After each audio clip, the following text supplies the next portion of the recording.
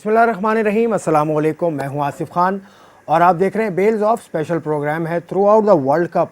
हम बात करेंगे मैचेस पर जो गुज़िश्ता हो चुके हैं और जो मैच होने वाले हैं। उसके अलावा साइड लाइन्स पर बहुत सारी ऐसी ख़बरें मिल जाती हैं, ऐसे वाक़यात हो जाते हैं, ऐसे बयानात आते हैं कि उस पर भी बात करना हम ज़रूरी समझते हैं। आप लोगों की राय के तवस्सुत से हमें अंदाज़ा होता है कि हमें किस टॉपिक पर कितनी बात करनी चाहिए। कल जो मुकाबले हुए उस पर हम बात करेंगे। ऑस्ट्रेलिया ने अफ़गानिस्तान को हराया, बासानी हराया। कहीं कहीं अफ़गानिस्तान की बैटिंग में फ़ाइटिंग स्पिरिट की झलक हमें नज़र आई, उस पर हम बात करेंगे। श्रीलंका की टीम बासानी हार गई न्यूजीलैंड के हाथों, उस पर हम बात करेंगे। आज मुकाबला होगा बांग्लादेश का साउथ अफ्रीका से, उस पर भी बात होगी। पाकिस्तान का मुकाबला इंग्लैंड से होने जा रहा है अगला, उसमें क्या करना चाहिए, स्ट्रेटजी में तब्दीली, टीम कॉम्बिनेशन, मिकी आर्थर की जो फ़िलासफ़ी है।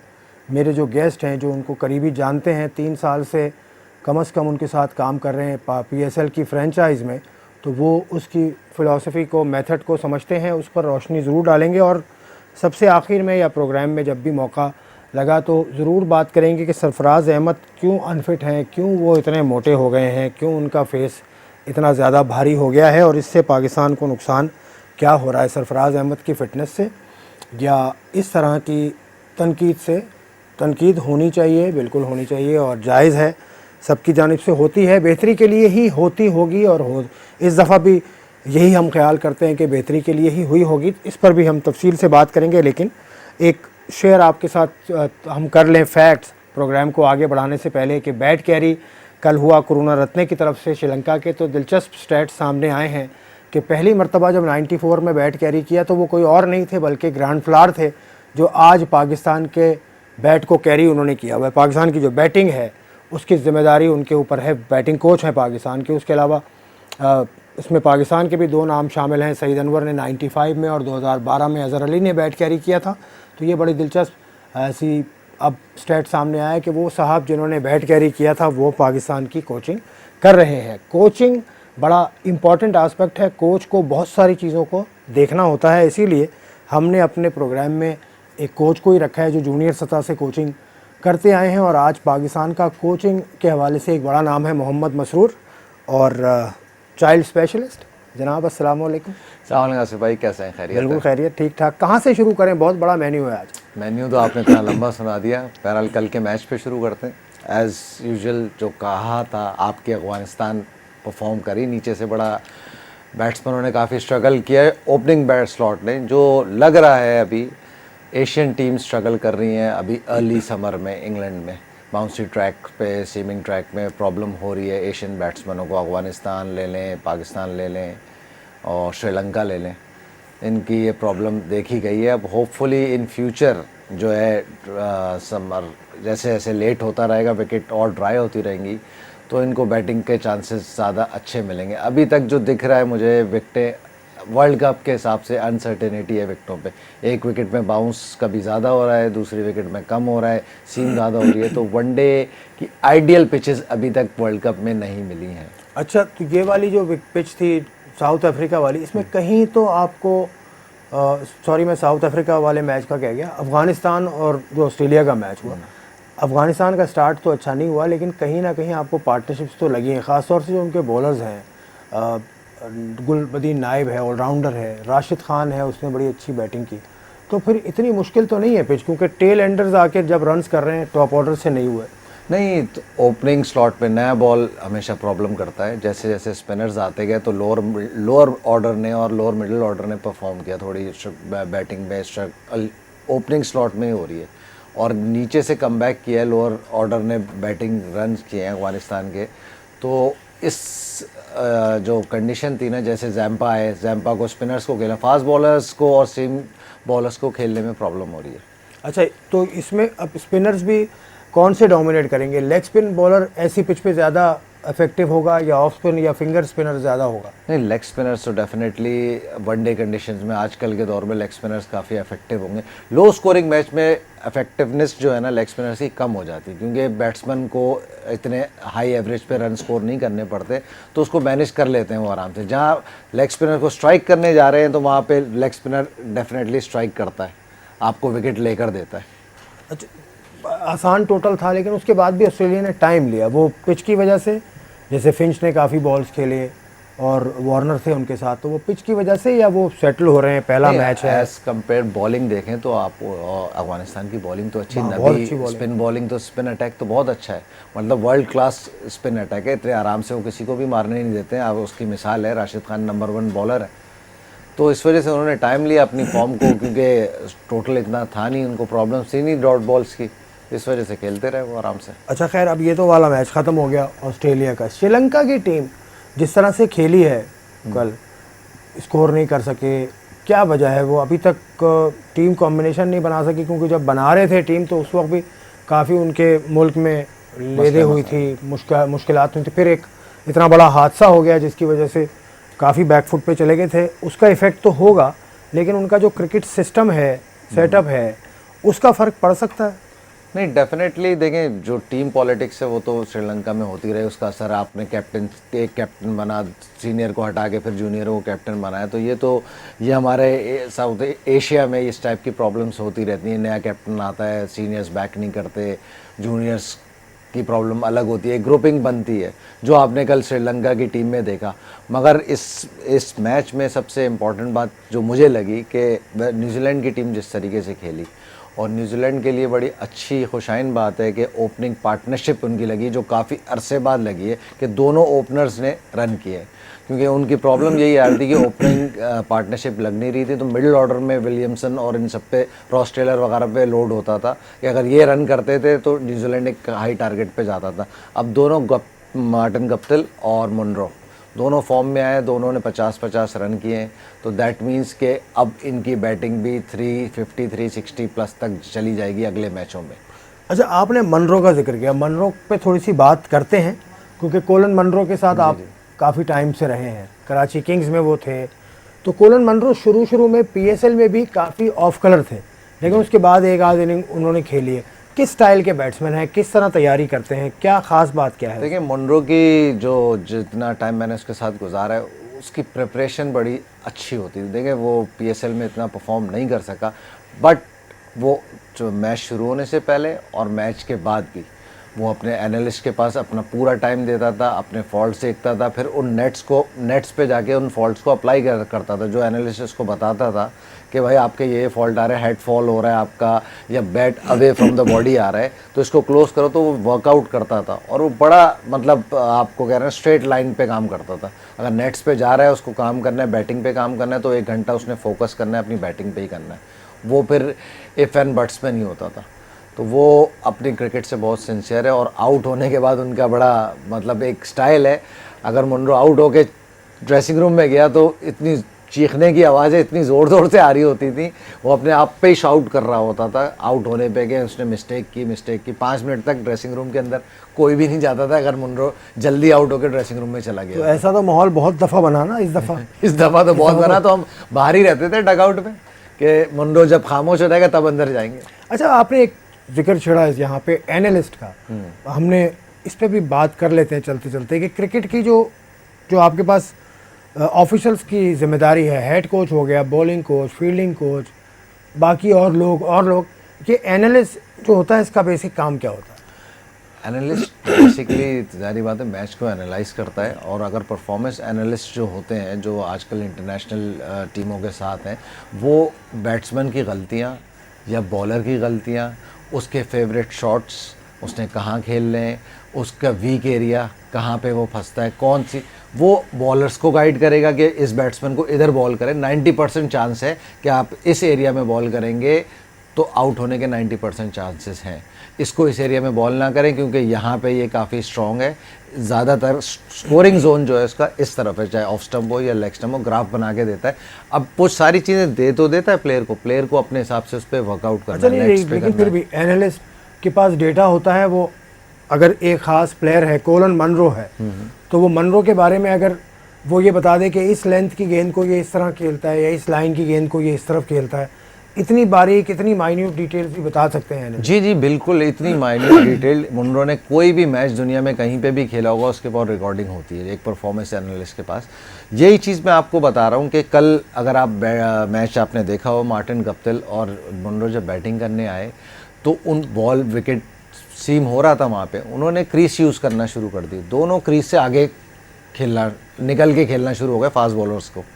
तो उन्होंने क्या किया, बेसिक टैक्टिक्स यूज़ की, उन्होंने उनकी लेंथ पीछे कर दी और आउट वाली एरिया में गुड लेंथ को यूज़ किया, उन्होंने फीट यूज़ किया और वो जब फास्ट बॉलर ने अपनी लेंथ पीछे कर दी तो वो बैकफुट पर कट और पुल दोनों ही अच्छा खेलते हैं, गुप्तिल भी और मुनरो भी, उनके लिए आउट होने का डर ख़त्म हो गया। जो गुड बॉल्स थी उनको बैड बॉल्स मिलना शुरू हो गई, उन्होंने स्कोर शुरू कर दिया। तो कभी कभी आपको टैक्टिक्स से डिफेंड करना पड़ता है और the best way to defend and attack is to attack. अच्छा, बड़ी दिलचस्प बात कर गए मसरूर, इन्होंने लफ्ज़ इस्तेमाल किया है टैक्टिक्स। ये क्या चीज़ होती है? ये अलग चीज़ है, जो जितना मैंने पढ़ा है, टेक्निक अलग होती है, टैक्टिक्स अलग होती हैं, प्रिपरेशंस अलग होती हैं। तफसील से हम बात करेंगे आफ्टर दिस ब्रेक, और ये भी बात करेंगे कि सरफराज अहमद को अपनी फ़िटनेस बेहतर बनाने के लिए क्या करना होगा, क्योंकि शोएब अख्तर खुश नहीं है और वो बहुत नाराज़ हैं कि उनकी फ़िटनेस ठीक नहीं है। क्या कहा था शोएब ने, हम इस ब्रेक के बाद आपको सुनवाएंगे और बात का सिलसिला आगे बढ़ाएंगे आफ्टर दिस ब्रेक।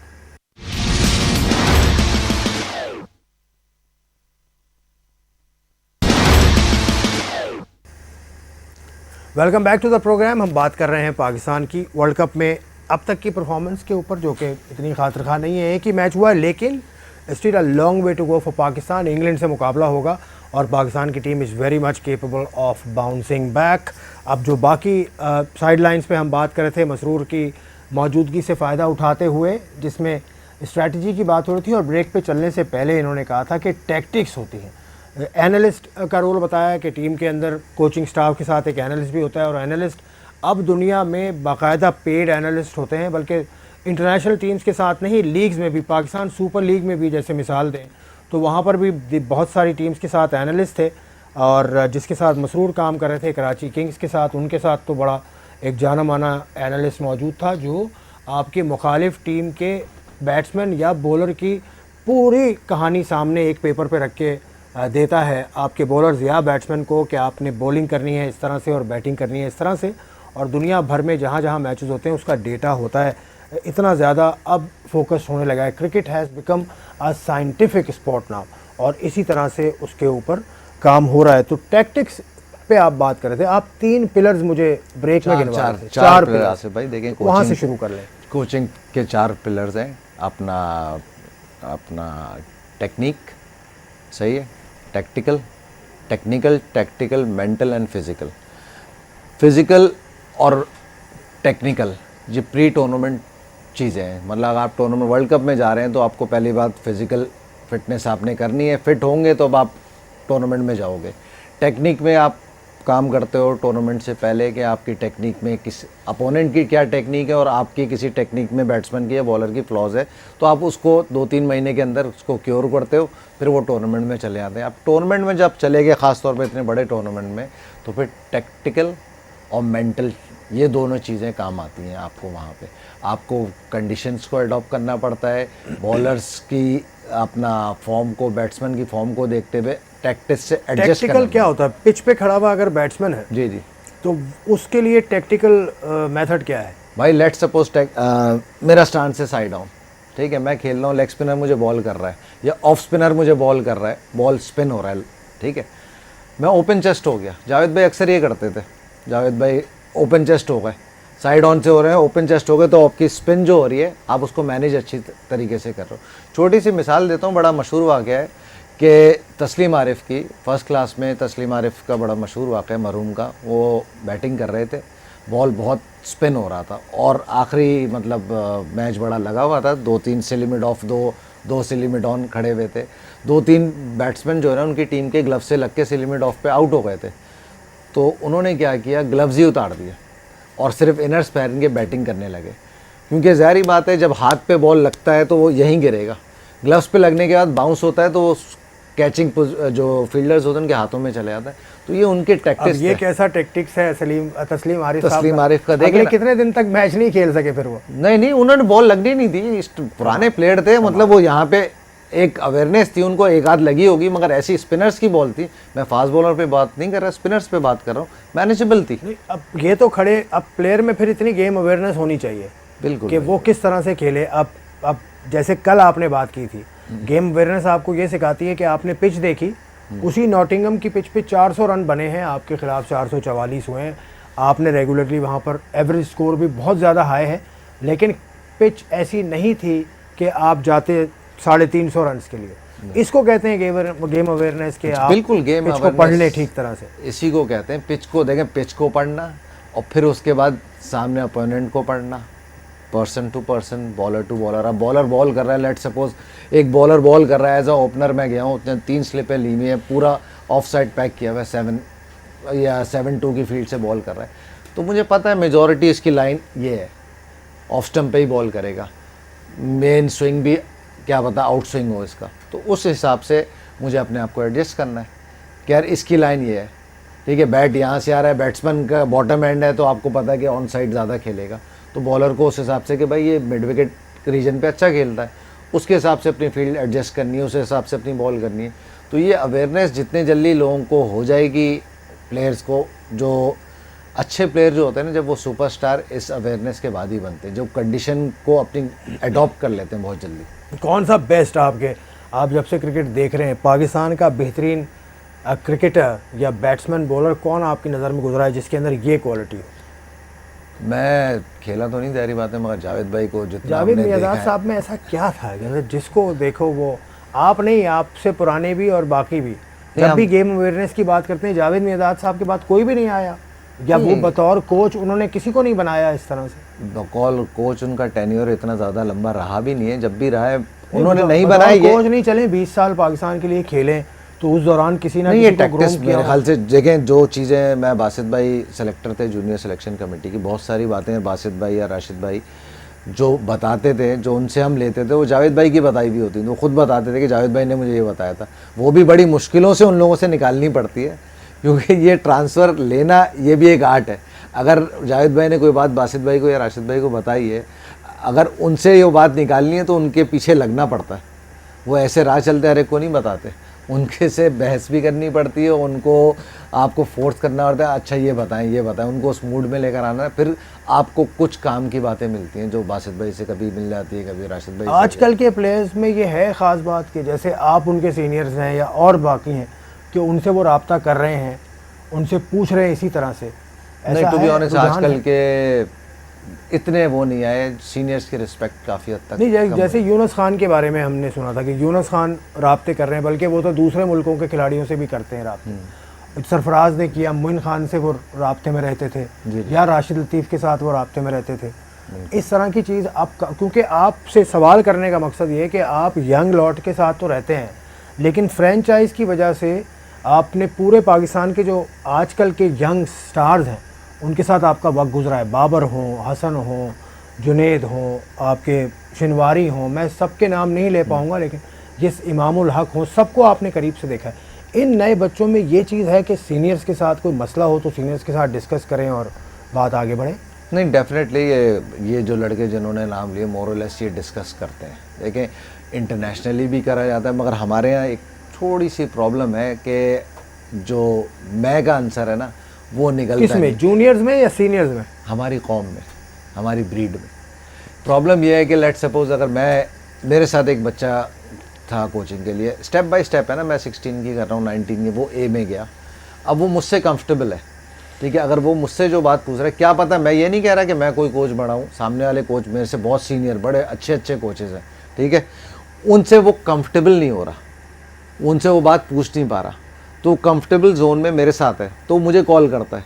अगर किसी और को पता चल जाए कि नहीं, सिर्फ आपको नहीं करते, आपके अलावा बाकी जो आपकी कोचिंग की आपकी जो बैज है कोचेस का, पीसीबी पे तो बहुत सारे कोच हैं, तो किसी ना किसी के साथ कंफर्ट जोन होगा, आप ये बिल्कुल यही बात कहना चाह रहा हूँ मैं, किसी ना किसी। अब देखें, एक छोटी सी मिसाल आपको मैं बताऊँ, आप भी सभी स्कूल से पढ़ते हुए आए हैं ना, हर एक का एक फेवरेट सब्जेक्ट होता होगा, आप मैथ्स में अच्छे होंगे, मैं इंग्लिश में अच्छा कभी नहीं भाई, ठीक है, मैथ्स में कभी नहीं, चले कोई किसी चीज़ में तो अच्छे होंगे, सोशल स्टडीज़ में होंगे, उर्दू में होंगे, मगर किसी एक फेवरेट टीचर होता था स्कूल का जो आपको भी याद होगा, उसके पढ़ाने का स्टाइल जैसा भी हो अच्छा ही होगा, भले वो सब्जेक्ट हमें पसंद नहीं हो, मगर वो टीचर हमें पसंद होता था, जो आज तक हमारी मेमोरी में, तो वो उस टीचर की वजह से पसंद होता था या होती थी, तो आप ही बताएंगे, तो वो सब्जेक्ट जो है ना वो अच्छा लगने लगता था।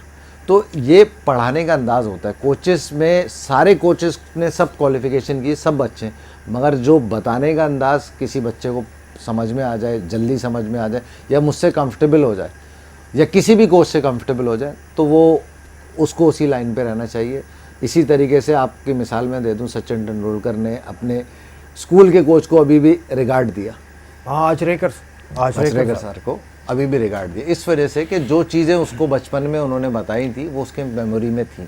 वैसे मैं सचिन का आपने जिक्र छेड़ा, ये आचरेकर साहब अभी इनकी डेथ हुई है कुछ अर्सा पहले ही, लेकिन एक साहब के साथ मेरा भी रब्ता हुआ था, वो इनके स्कूल के कोच थे, मार्कोस छोटो उनका नाम था। उनके साथ रब्ता मेरा हुआ था सचिन के बारे में, जब मैं कुछ लिख रहा था उस हवाले से। तो उन्होंने मुझे बड़ी दिलचस्प बात बताई थी, जो कि सचिन ने अपनी फिर किताब में भी उसका जिक्र किया है, कि सचिन तेंदुलकर 1987 में इमरान खान की कप्तानी में खेले हैं। तो बड़ा उन्होंने एक वाक़या बताया था। तो I will talk more on this and other topics after this break.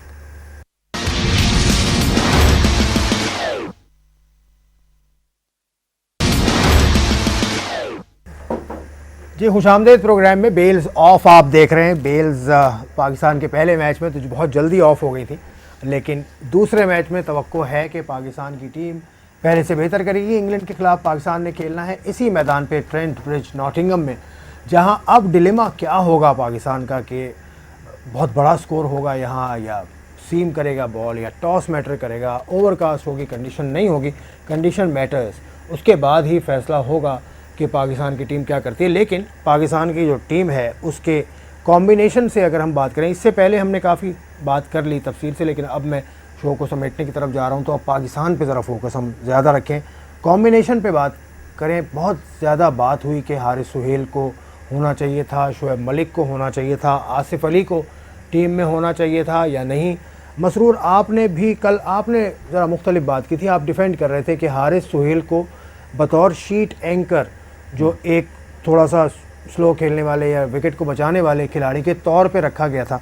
अब भी आप इसी 11 के साथ जाना चाहेंगे इंग्लैंड के खिलाफ? नहीं, इंग्लैंड के खिलाफ तो मैं आसिफ अली को इंडक्ट करूंगा हारिस सुहेल की जगह। Shoaib Malik still not in, अभी कोई जगह बनती नहीं शोएब मलिक की। कैसे, या तो हफीज़ को आप ड्रॉप करें, शोएब मलिक है, इन दोनों में से एक ही की जगह बन सकती है, दोनों की जगह। शोएब मलिक का इतना तजुर्बा, 20 साल हो गए उसको खेलते हुए।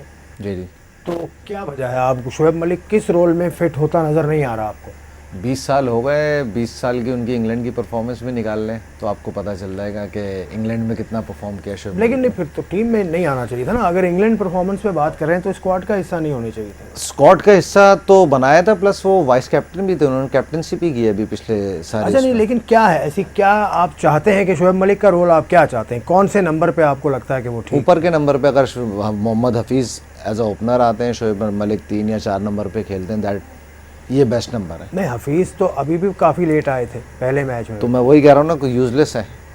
आप अगर आपको ऊपर हारिस सुहेल को ऊपर खिलाना है तो फिर हफीज़ की जगह आप आसिफ को खिलाएं, हारिस सुहेल को रखें। अगर आप बॉलिंग नहीं करा रहे, ऑप्शन दे रहा है, बॉलिंग ऑप्शन आपको कराई भी नहीं ना। पिछले मैच में हफीज़ ने एक ओवर भी नहीं किया, जबकि लेफ्ट हैंडर आपने रन ही नहीं दिए ना इतने। चले, रन नहीं दिया, एक्सपेरिमेंट तो कर सकते थे ना, क्योंकि अभी किसी को ये नहीं पता कि हफीज़ बॉलिंग एक्शन क्लियर करने के बाद दोबारा आए टीम में। अब किस तरह की बॉलिंग करते हैं वो जब तक कराएंगे नहीं आपको पता नहीं चलेगा। अच्छा, अब कॉम्बिनेशन में ओपनर्स, आप हफीज़ को ओपन में भी अगर फिट कर रहे हैं, लेकिन ओपनर्स तो आपके पास मौजूद हैं, इमामुल हक, फ़खर जमान, ये तो सेटल रहेगा। 3 नंबर मोहम्मद हफीज़, 3 नंबर अगर मोहम्मद हफीज़ हैं तो फिर बाबर आजम चौथे पे चला जाएगा। बाबर चौथे पे जाता है तो भाई हारिस 5वें पे आ जाएंगे। हारिस को आप ड्रॉप करके आसिफ अली जा रहे हैं ना, फिर वो सरफराज आएंगे, फिर आसिफ अली। आसिफ अली के लिए वही पीरियड जो है ना 40 to 50 ओवर्स का, वही बेस्ट है। अगर उस पीरियड पे वो जिस तरह उन्होंने अभी इंग्लैंड के 2-3 मैचों में 50 किए हैं, उनको इतने ओवर मिलने चाहिए, तो उसमें परफॉर्मेंस का चांस ज़्यादा है आसिफ अली का। फिर अगर आप बॉलिंग पे आ जाएं, बॉलिंग के ऊपर, बॉलिंग अगर आपकी ये सोच के करेगी कि हमें आगे बॉल करना है, कि थोड़ी सी अगर मूवमेंट मिले, या हमें पीछे गेंद करना है ताकि थोड़ा सा बाउंस आउट करें, बॉलिंग का माइंडसेट क्या होगा? बॉलिंग का देखें, इंग्लैंड के बैट्समैन जो आपने पॉजिटिव एक लाइन पे बॉल करें, अगर आपको करना है दोनों तरफ बॉल करेंगे तो वो मारेंगे। वो 360 एंगल पे खेलते हैं मेजॉरिटी प्लेयर, मॉर्गन हो गया, बेस्ट हो गया, वो हर जगह हिट मारते हैं। तो लाइन एक होनी चाहिए, ज़्यादा ट्राई आउट करने की ज़रूरत नहीं है। देखें अब उनको भी प्रॉब्लम होगी, अब शादाब इंडक हुआ है, वहाब रियाज इंडक्ट हुआ है, तो बॉलिंग हमारी स्ट्रॉन्ग हुई है, पिछले जो इंग्लैंड में सीरीज़ खेली है उससे ज़्यादा स्ट्रॉन्ग हो गई है। तो अब पाकिस्तान भी डिफरेंट मूड से आएगा और इंशाल्लाह बाउंस बैक करेगा। मुझे तो पूरी उम्मीद है कि पाकिस्तान इंग्लैंड को ये मैच हराएगा। चलें, पाकिस्तान अच्छा खेले तो पाकिस्तान डिफरेंट मूड से आएगा, यानी पाकिस्तान के कप्तान का मूड अब कप्तान के ऊपर ही डिपेंड करती है ना टीम, कप्तान के मूड को देखती है। कप्तान पे चारों तरफ से हमले हो रहे हैं और अब ज़ाती हमले भी शुरू हो गए हैं। चले पहले मैं एक क्लिप सुन लूँ। शोएब अख्तर बहुत नाराज़ है। अच्छा। कल हमने बात की थी मिसबा की, वो आमिर के हवाले से उन्होंने एक मशवरा दिया। अब सरफराज अहमद के हवाले से Shoaib Akhtar is not happy at all और उन्होंने फिटनेस को बहुत ज़्यादा तनकीद का निशाना बनाया है। कैसे, पहले वो सुनिए फिर उस बात को आगे बढ़ाते हैं। सरफराज, एक तो मुझे जब टॉस करने आया इतना पेट उसका निकला हुआ, इतना मोटा उसका मुंह, is the first captain that I have seen was unfit. दूसरा, he is not able to move across, फिर कीपिंग में उसकी प्रॉब्लम आ रही है और टीम सिलेक्शन मुझे समझ नहीं आ रही। शोएब मलिक को निकाला है और अब आप देखना दो तीन मैचेस में बाद डाल भी देंगे।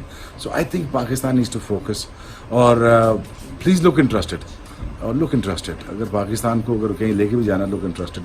बट इट्स बहुत दुख हुआ देख के पाकिस्तान इस तरह हारते हुए, बहुत दुख है। एटलीस्ट लुक इंटरेस्टेड यार, कुछ तो खुदा खौफ खाओ और wish you best of luck. अच्छा, दो तीन बातें शोएब अख्तर साहब ने की हैं। मैं उल्टा शुरू करता हूँ। सबसे पहले तो उन्होंने दुख का इजहार किया पाकिस्तान की परफॉर्मेंस पे और उन्होंने कहा कि कम से कम आप इंटरेस्टेड नज़र आएँ फील्ड के ऊपर, कैसे। और दूसरा ये कि उन्होंने कहा कि शोएब मलिक को उनको समझ नहीं आ रही, जो हम शोएब की बात कर रहे थे उन्हें समझ नहीं आ रहा कि शोएब को बिठाया क्यों है और शोएब अख्तर के ख्याल में शोएब मलिक 2 मैच के बाद वापस आ जाएंगे। तो समझ नहीं आ रही कि क्या कॉम्बिनेशन खिलाएं। तो मुझे खुद एक तो पहली बात तो मैं सबसे इतना बड़ा स्टार, हम खुद भी फ़ैन रहे हैं, दुनिया में फास्टेस्ट बॉलर रहे हैं, ये जो बात की है बिल्कुल बिलो दी बेल्ट बात की है, ये बात शोएब अख्तर को नहीं करनी। अच्छा, आप उस तरफ बहुत बड़ी सरफराज अहमद की, ठीक है, बहुत बड़ी फैन फॉलोइंग है, ये फिटनेस इस तरीके की बात नहीं करनी चाहिए। मैंने आपको पहले ही बोला, फिजिकल फिटनेस अगर जिसने बात करनी है ना तो वो पहले जो ट्रेनर्स हैं जिन्होंने इसको क्लियर किया है। सरफराज अहमद टेस्ट क्लियर करके टूर पे गया है वर्ल्ड कप में, सही है। तो ये बातें करना अब जेब नहीं देती, देखिए टीम गिरी हुई है और इतने बड़ा आइकॉन अगर इस तरह की बातें करेगा तो टीम का मॉरल और डाउन ही होगा। तो कॉन्ट्रोवर्शियल बातें करके इस टाइम पे ख़ास तौर पे जब हमें अपनी टीम को बैक करना है जो इंग्लैंड में मौजूद है, इस तरह की बातें तो उनको और गिराएंगी। नहीं, परफॉर्मेंस पे तनकीद तो कर सकते हैं, बिल्कुल कर सकते हैं, परफॉर्मेंस पे तनकीद परफॉर्मेंस पे करें ना, ये बिल्कुल ऐसी बातें कि मुंह बड़ा है और ये शोएब अख्तर जैसे बंदे को और इतने बड़े सुपरस्टार को ये बातें जेब नहीं देती। और वैसे क्या कप्तान गुजरे नहीं ऐसे जो थोड़े से हैवी थे, पाकिस्तान के कोई कप्तान ऐसे नहीं गुजरे बहुत या सारे दुनिया में ऐसे 96 का वर्ल्ड कप किसने जीता था? श्रीलंका ने। कौन अच्छा, कप्तान था? अर्जुना रानाटुंगा की बात कर रहे हैं। तो वो तो वर्ल्ड कप लेकर चला गया। अर्जुना रानाटुंगा और रिसेंट हिस्ट्री में आप शहजाद को देख लें, उसकी फिटनेस तो है, उसकी फिजीक आपके सामने है। उसके अलावा पाकिस्तान के one of the most successful captains in one day Inzamam ul Haq, one of the finest batsman in the world history में। तो ये बात ठीक है, चलें इस बात को हम यहीं पर ही रखते हैं, इतना ही कहा जाए तो बेहतर है। चलें ठीक है, अब इस पर क्या बात करेंगे, अब जब बात हो चुकी है बेकार में, अब तो हम टीम को बैक करेंगे, सरफराज को बैक करेंगे। पाकिस्तान का कप्तान है मेरे ख्याल से 12वां या 13वां कप्तान है जो वर्ल्ड कप में 12वां वर्ल्ड कप है ना ये। जी जी। तो ये 12 लोग ही हैं जो वर्ल्ड कप में पाकिस्तान को कप्तानी का शर्फ हासिल है इन लोगों को। हाँ, बल्कि इमरान खान साहब ने 3 कप्तान वर्ल्ड कप में किया, तो मेरे ख्याल से 8 या 9 लोग 92। तो बहरहाल कप्तान हो, टीम हो, सीनियर प्लेयर्स हो, साबिक खिलाड़ी हो, साबिक खिलाड़ियों का तो हमने प्रोग्राम के शुरू में भी जिक्र किया था कि वो तो उनके तो पर्ल्स ऑफ विजडम होते हैं उनके पास, तो उनको तो सुनते जाइए, उनसे हासिल कीजिए और अपनी गलतियों को सुधारें। लेकिन जो रवैया है सीनियर्स का वो भी ऐसा होना चाहिए कि जूनियर आप तक अप्रोच करते में घबराए नहीं, ये इसका ख्याल रखना चाहिए। बाकी जो उन्होंने कहा अगर उसका सिर्फ एसेंस देखा जाए तो उनका कहना का मकसद ये यकीनन होगा कि फ़िटनेस से वो खुश नहीं है, लेकिन अल्फाज ज़रा बेहतर तौर पर शायद इस्तेमाल किए जा सकते थे। बहरहाल अब आज जो मैच होगा वो साउथ अफ्रीका का मुकाबला है बांग्लादेश के साथ। बांग्लादेश की टीम को भी इंजरी मसाइल का सामना है तमीम इकबाल की सूरत में, और जो साउथ अफ्रीका है वहाँ पर भी हाशिम मामला is not fully fit, Dale Steyn is not up to the optimum. तो अब देखते हैं कैसे मुकाबला होता है। पाकिस्तान का मुकाबला इंग्लैंड से होगा, उस पर भी हम बात करेंगे कल जब हम आपसे मिलेंगे। तो जो मैचेस हो चुके होंगे, जो मामलात हो चुके होंगे, उन पर बात करेंगे और दीगर मामलात पर भी रोशनी डालेंगे। उस वक्त तक के लिए इजाज़त, अल्लाह हाफ़िज़।